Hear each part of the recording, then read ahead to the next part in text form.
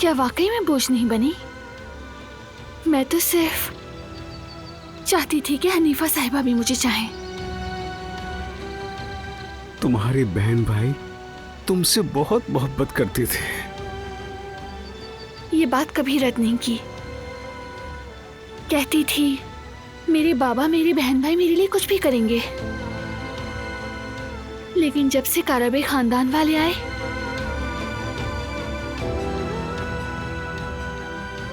तब से आप भी बर्दाश्त नहीं कर पाए ना। अपनी बेटी को आग में नहीं झोंक सके। ये कहने की हिम्मत नहीं थी ना कि ज़मरुद को ले जाओ। तुमसे बहुत मोहब्बत करता हूँ। उस लम्हे में फंस गया। गलती थी, मानता हूँ, सबसे बड़ी गलती थी। मगर ये मोहब्बत की वजह से नहीं थी, हरगिज नहीं, कसम खाता हूँ। कोई रास्ता नहीं था। बरसों से जिस डर से बचता आया हूं, वही डर हकीकत बन गया। एक तरफ हनीफा का अपनी औलाद के लिए खौफ। सिर्फ उन्हीं को खौफ था? मैं उसकी तरफदारी नहीं कर रहा बेटी। माँ बाप होना एक अलग चीज है, जिस पर पड़ती है वही समझ सकता है। तुम अभी जवान हो, मां बनोगी तब समझोगी। सिर्फ इतना जान लो बेटी, माँ बाप अपनी औलाद के लिए हर जुर्म कर सकते हैं, चाहे बाद में जिंदगी भर ही क्यों ना पछताना पड़े। शायद जब मैं माँ बनूंगी तो ये सब समझ पाऊंगी, लेकिन आप मुझे कभी नहीं समझ पाएंगे। चाहे मैं लाख कोशिश करूं फिर भी नहीं। मेरी बच्ची, जो दिल में हो कह दो। मैं जानता हूं कि तुम भी अपने दिल की कड़वी बातों को नरम लफ्जों में कह देती हो। नरम या सख्त में नहीं जानती, लेकिन मेरा दिल बिल्कुल टूट गया है।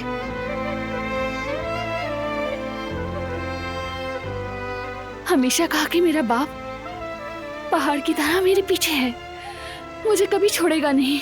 वो मुझे बहुत चाहते हैं, लेकिन शायद आपने महज ज़मीर के बोझ या खुदा के खौफ या शायद तर्स खाकर मेरे साथ अच्छा सलूक किया हो। हरगिज नहीं मेरी बच्ची, मेरे दिल में खौफ खुदा है। हाँ, डरता हूं, क्योंकि एक जान मेरी जिम्मेदारी है। बस यही वजह है कि मैं तुमसे बहुत मोहब्बत करता हूं।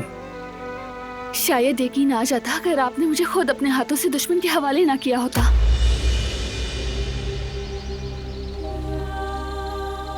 सबसे तकलीफदेह बात पता है क्या है? आपने मुझे ज़मरुद के लिए, मेरे भाई के लिए कुर्बान कर दिया।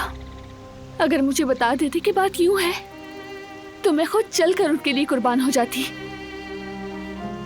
क्योंकि वो वाकई मुझसे मोहब्बत करते थे। लेकिन आप लोग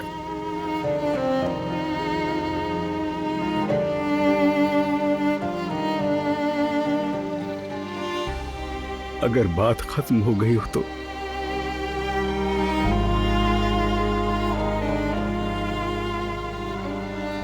खत्म।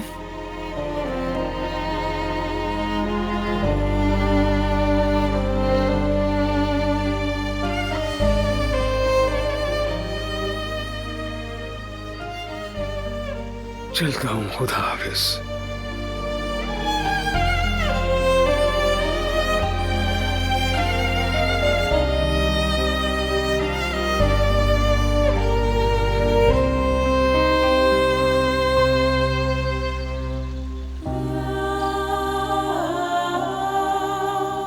इंसान के जब सगे माँ बाप ना हो तो वो खुद को बहुत अधूरा महसूस करता है। बारान, अगर वो मर जाते तो कह लेते वो मर गए, उनकी कब्र पर जाते और कहते जिंदा होते तो मुझे किसी के हवाले ना करते।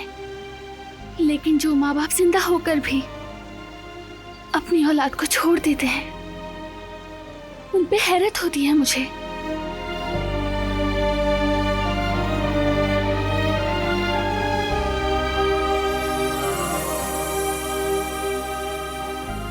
सिर्फ यहाँ मुझे एहसास होता है कि मैं महफूज हूँ।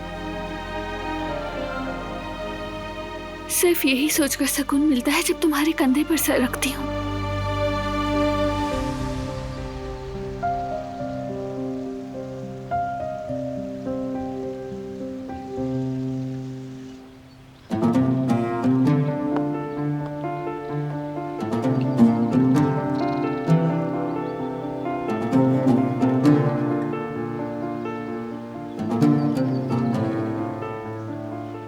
कैसी हो गुल? आज तो हम बाल बाल बच गए। ये बचना है तो बर्बादी कैसी होती है? मतलब ये कि दादी ने कुछ देखा नहीं ना, इसलिए कहा। हकीकत में ऐसा नहीं है, ऐसा मत कहो। बेगम साहिबा सब समझ गई हैं। तुमने उनकी नजरें नहीं देखी।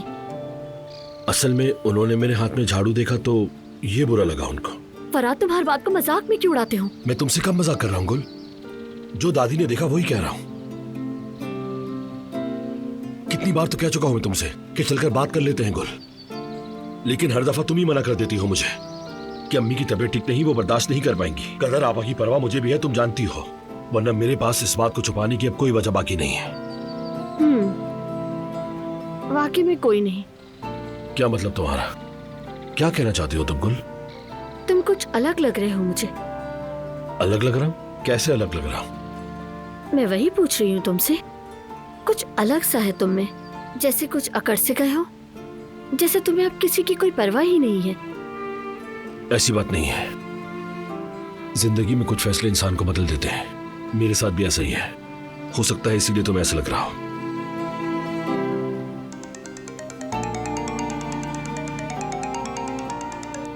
अस्सलाम वालेकुम बाबा।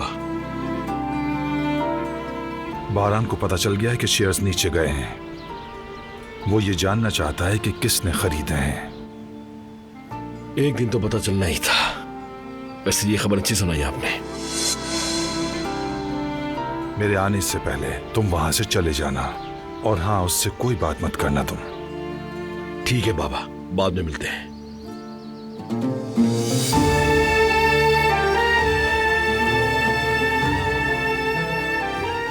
क्या हुआ फराद? कुछ खास नहीं गुल, बस जरा कुछ कारोबारी मामला थे, वो तय कर लिए। चलो खैर, अब मैं चलता हूं। अपना बहुत सारा ख्याल रखना।